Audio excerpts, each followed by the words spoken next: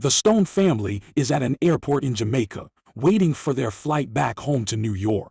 The airline announces that because of a booking overload, some passengers will have to transfer to Flight 828 that will take off a while later. A police detective, Michaela, her brother Ben, and his Lewimic son Cal decide to take Flight 828 while the rest of the family fly home early. In the following scene, the trio are already in Flight 828 and are waiting to land. Suddenly, a storm appears out of nowhere, making the plane go through aggressive turbulence. The lights go off and emergency lights are turned on, making everyone panic. A minute later, everything goes back to normal and they continue their way to the JFK airport. However, the pilot is asked to make a descent to another airport. The operator on the other end sounds nervous upon hearing the name of Flight 828. The pilots are told that there will be military and medical personnel waiting for them when they touch down. Still confused, they land the plane. The director of the NS Vance is the main investigator on the scene. He informs the confused passengers that they flew from Jamaica on April 7, 2013, but the current date is November 4, 2018. Everyone on the flight has been missing and presumed dead for the past 5.5 years. Then, we are taken back to the day they were at the airport. The daughter Michaela is a detective in the New York Police Department. She looks at her family and thinks about how stressed they are behind the happy faces. Her brother Ben and his wife Grace have been married for 15 years and are still in love. They have a pair of twins, Cal and Olive. Cal was born with leukemia and has been given 6 months to live. Ben and Grace are always worried about their son, helplessly trying to find a way to save him. Then, there is Mitch, Sheila's mother, who is asking her to take a step forward in life and get married. Michaela was recently proposed to by her long-term boyfriend Jared. She is taking her time to give him a reply because she is still recovering from the trauma of something that happened recently. Back in the present, the passengers think this is some kind of sick joke, but they soon realize Vance is being dead serious. Upon further investigation, it is clear that the passengers haven't aged a single day since the departure. The people from NS expect an answer from the passengers, but they are as clueless as everyone else. They are kept in a camp for the rest of the night and interrogated individually. All their answers are the same: they do not know what happened. 36 hours later, the news makes it to the world and creates a sensation. The families of the passengers run to the airport to be reunited with their loved ones who they thought died long ago. It is a crazy experience for both the passengers and their families. Ben reunites with his daughter, who is now a teenager. Cal is shocked to see that his twin is now double his height. Grace, on the other hand, could not be happier to have them back. However, Ben and Michaela find out that their mother passed away 2 years ago. They have a hard time processing the information, so they decide to go home and rest first. While the rest of the world loses their mind, the family settles into their changed home. Simultaneously, scientists start examining the airplane but find nothing out of the ordinary. Michaela is worried because her fiancé Jared didn't come to meet her at the airport. She goes to her workplace to meet him and is greeted by a senior detective. He welcomes her back to the job even though she has been Mia for 5 years. Other than the return of Flight 828, the news about 2 girls being abducted from their backyard has also made the television.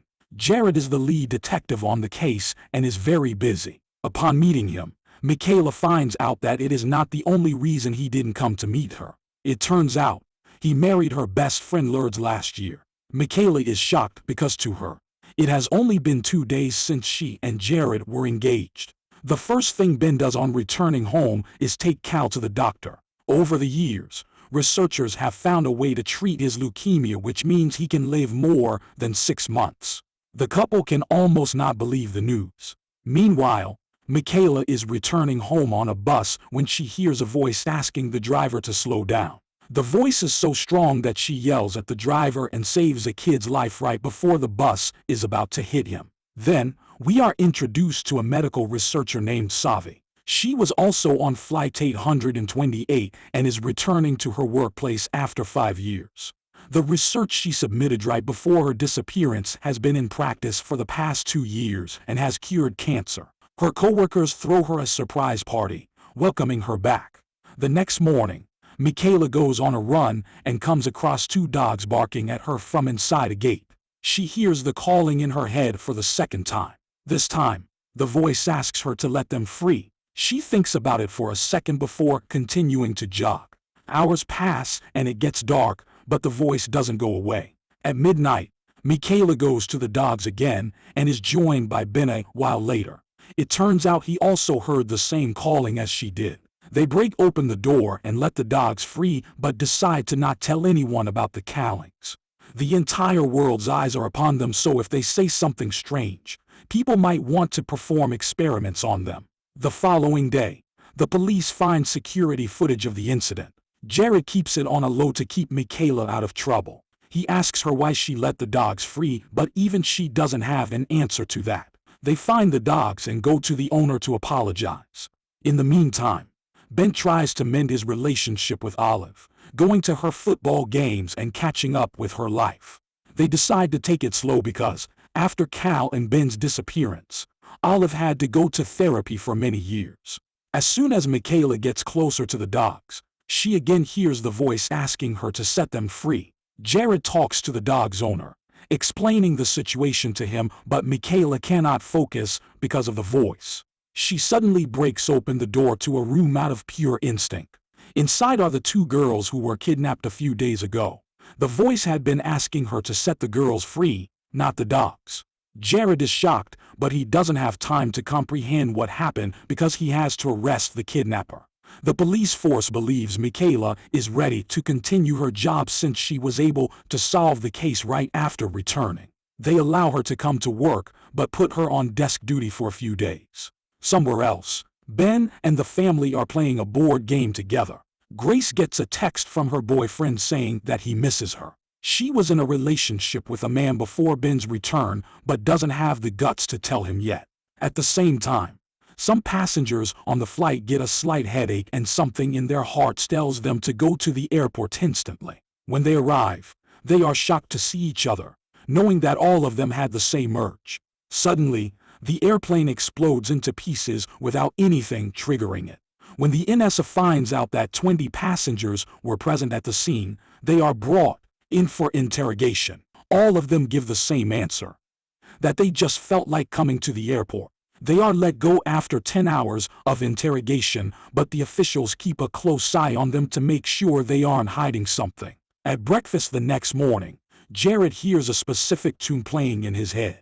No one else hears it, which makes him question his sanity. Following the eventful morning, he and Grace bring Cal for chemo where they meet Stanley. Upon finding out she was also in 828, they are shocked because Cal is being treated using her discovery. Meanwhile, Michaela goes to work and finds Lourdes. They used to be best friends, but this time, Michaela cannot get herself to talk to her.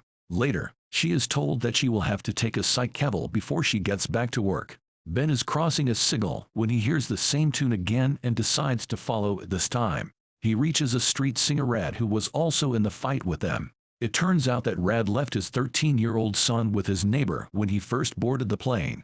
Now, he has found out that his son Adio is in jail, but no one is letting the poor man meet him. Jared has been called to him, which means he has to help Rad. Using his connections in the NYPD, he arranges a meeting between Rad and his son. Adio has been arrested for stealing from a jewelry store he works in, but he insists that it wasn't him. The guy might be lying, but something tells Ben that he is not. At home, Ben tells Michaela to keep the Callings a secret from Grace as well. He doesn't want her to feel like he is any different from the Ben he was 5 years ago, especially because she has been trying to keep her distance when they are alone together. The next morning, Grace gets a call from her boyfriend who is urging her to tell Ben the truth. As she is explaining the situation to him, Michaela hears her. She promises to not tell Ben but asks Grace to quickly figure out what she wants to do. Later, Michaela digs into Adio's case and finds that all evidence points towards him being the culprit since there is no sign of forced entry, and he used a false ID to get the job. Red goes to talk to him one more time, but Adio insists that it wasn't him. He used the fake ID to get better jobs, but he would never steal something from the job he worked so hard to get. At night, Grace buys Cal new toys because his old ones were donated. However, He misses things like his rock collections and limited edition Legos. It turns out that without Grace's knowledge, Olive has stored them in a storage unit. She and Ben go to retrieve the stuff, and Ben finds out the unit belongs to Grace's boyfriend Danny. Olive hugs him and apologizes. Before they can move the boxes, Ben again hears the tune, but this time, in real life. He follows it and finds out it is the ringtone of the jewelry shop owner's son. He is the one who stole the jewelry and put the blame on Adio. Ben immediately calls the police and gets him arrested. In the end, Adio is let free and Red couldn't be happier. Michaela goes through her Facebook page and finds several messages from Lourdes over the years. It makes her remember the friendship they shared. She goes to Lourdes' place and reunites with her, forgiving her for everything.